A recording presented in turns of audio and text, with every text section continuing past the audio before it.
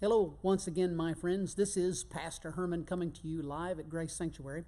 I want to share with you once again about God wants you well. There's no reason why anyone should ever believe that God wants you sick. As a matter of fact, He did everything to make you well.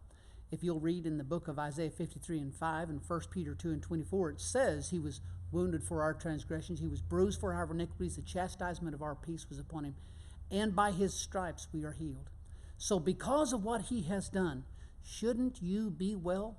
Shouldn't you be made whole? One of the biggest things we need to do in our lives, for us to receive healing and restoration in our life, is that we need to perceive ourselves as being those who have been healed or those who have been redeemed. Let me ask you this question.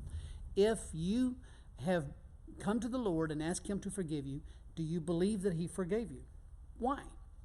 Well, it's not a problem. We've been taught for centuries now about believing and confessing and receiving the salvation that He gives. So if we had taught this same thing about healing, about the physical healing of your body, and I'm not just talking, it doesn't stop with your body, with your mind, with your family, with your relationships.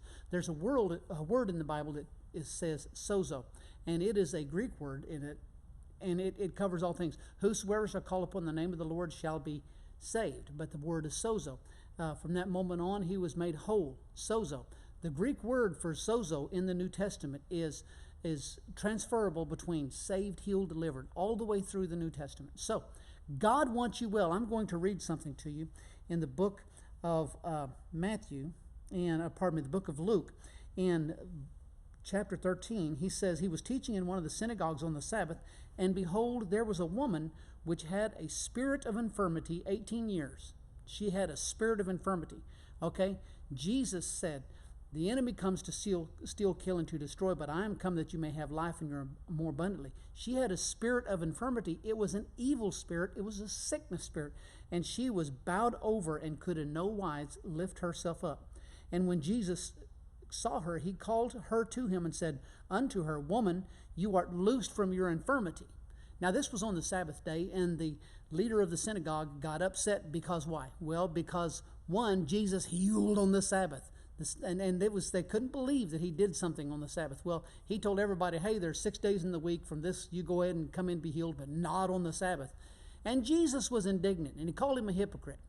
And, it's really interesting. He looked around and He said, ought not this woman ought not this woman, who is a daughter of Abraham, whom Satan has bound, lo, these 18 years be loosed from her infirmity? He's asking them a question. She's a daughter of Abraham, under the covenant of God. And shouldn't she be healed just because of the covenant?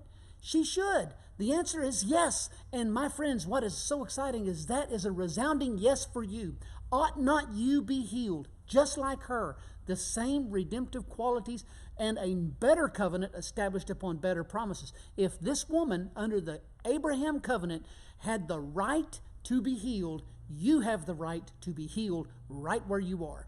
It's your privileges. It is your right. You are a child of God. You are a seed of Abraham, and you ought to be healed. Yes, if healing is out there, if anybody is qualified for healing, you are qualified for healing. Who is qualified for healing, my friends? Those who are sick. Who is qualified for salvation? Those who are lost. So if you're sick, guess what? You qualify for a miracle from God. So we're going to be teaching again this Sunday at 10 o'clock at Grace Sanctuary, 435 Florence Road, that God wants you well. Please come. We'd love to see you. Shalom, my friends. And don't forget, God wants you well. We'll see you at 10 o'clock on Sunday. Shalom.